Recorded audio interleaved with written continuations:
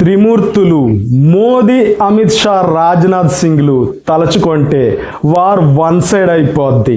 ఎక్కడెక్కడి వ్యతిరేక సమీకరణాలన్నీ కూడా యూటర్న్ తీసుకొని మరి వీరికి అనుకూలంగా మారిపోతాయి. అంటే పరిస్థితుల్ని వారికి అనుకూలంగా మలచుకుంటారు. అదంత ఈజీ కాదు.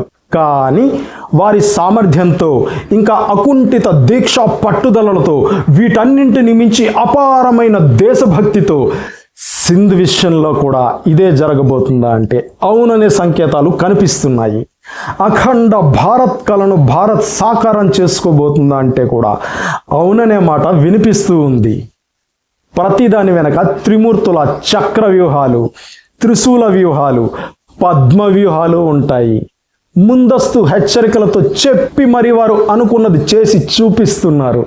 చివరికి వారు అనుకున్నది సాధిస్తున్నారు కూడా. ఇది అందరి వల్ల సాధ్యం కాదు. దానికి ఎంతో గట్స్ ఉండాలి. ఆ గట్స్ రీసెంట్గా భారత రక్షణ మంత్రి రాజ్నాథ్ సింగ్ గారు ప్రస్తుతం పాకిస్తాన్లో ఉన్న సింధు దేశం గురించి చేసిన సంచలనాత్మకమైన వ్యాఖ్యల్లో బయటపడింది కూడా.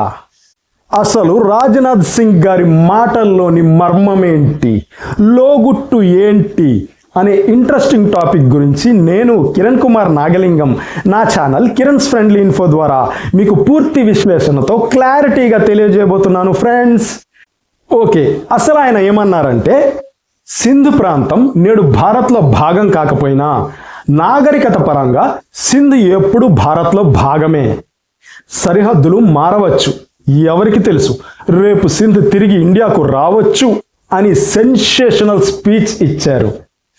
ఈ వ్యాఖ్యల వెనుక ఉన్న ప్రధాన ఉద్దేశాలు ఏంటంటే సింధు మరియు హిందూ సాంస్కృతిక మరియు నాగరికత సంబంధాలను బలోపేతం చేయడం, సింధీ గుర్తింపుకు భరోసా ఇవ్వడం. అంటే సింధు నది నాగరికత, ఇండస్ వ్యాలీ సివిలైజేషన్ వారసత్వాన్ని రాజ్నాథ్ సింగ్ గారు ప్రస్తావించారు. దేశ విభజన తరువాత భారత్కు వలస వచ్చిన సింధీ హిందువులు, అలాగే సింధులోనే మిగిలిపోయిన సింధీ ముస్లింలు కూడా సింధు నదిని పవిత్రంగా భావిస్తారని అన్నారు. దీని ఉద్దేశం ఏంటంటే సింధీ ప్రజల పట్ల భారతదేశం యొక్క సాంస్కృతిక సానుభూతిని మరియు వారిపై ఉన్న మమకారాన్ని చాటడం. సింధీ ప్రజలు ఎక్కడున్నా, ఏ దేశంలో ఉన్నా సరే వారంతా భారతీయులేననే భావాన్ని వారిలో కలిగించడం. అలాగే పాకిస్తాన్పై రాజకీయ ఒత్తిడిని పెంచడం, సింధు వేర్పాటువాదాన్ని ప్రోత్సహించడం. సింధులో ఇప్పటికే బలమైన సింధు దేశం అనే వేర్పాటువాద ఉద్యమం నడుస్తూ ఉంది. ఈ సమయంలో ఒక భారతీయ రక్షణ మంత్రి సింధ్ తిరిగి ఇండియాలో కలవచ్చు అని మాట్లాడడం ద్వారా పాకిస్తాన్లోని ఈ ఉద్యమానికి పరోక్షంగా మద్దతిస్తున్నట్లు సంకేతం పంపడం. ఇది ఒక రకంగా పాకిస్తాన్ మీద ప్రతీకారం తీర్చుకోవడం వంటిదే. పాకిస్తాన్ తరచుగా భారతదేశంలోని కాశ్మీర్ అంశాన్ని అంతర్జాతీయ వేదికలపై లేవనెత్తుతూ ఉంటుంది కదా. మరి దీనికి సమాధానంగా టిట్ ఫర్ టాట్ అన్నట్టు భారతదేశం కూడా పాకిస్తాన్ అంతర్గత సమస్యలైన సింధ్, బలూచిస్తాన్ వంటి వాటిని లేవనెత్తడం ద్వారా కాశ్మీర్ అంశాన్ని బలహీనపరచి పాకిస్తాన్ని డిఫెన్స్లోకి నెట్టడానికి ప్రయత్నించడం అన్నమాట. ఇందులో దాగున్న మరో సూక్ష్మమైన ఎత్తుగడ ఏంటంటే సరిహద్దులపై భవిష్యత్ కార్యాచరణ గురించి సంకేతం, సిగ్నల్, ఇండికేషన్ ఇవ్వడం అన్నమాట.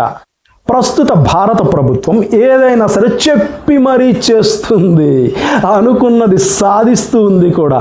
అదే దాని స్పెషాలిటీ. సరిహద్దులు మారవచ్చు అని చెప్పడం ద్వారా భవిష్యత్తులో రాజకీయ లేదా భౌగోళిక పరిస్థితులు మారితే పాకిస్తాన్లో ఉన్న భారతదేశ చారిత్రక భూభాగాల విషయంలో భారత్ తన వైఖరిని స్పష్టంగా తెలియజేయడానికి అవకాశం ఉంటుంది.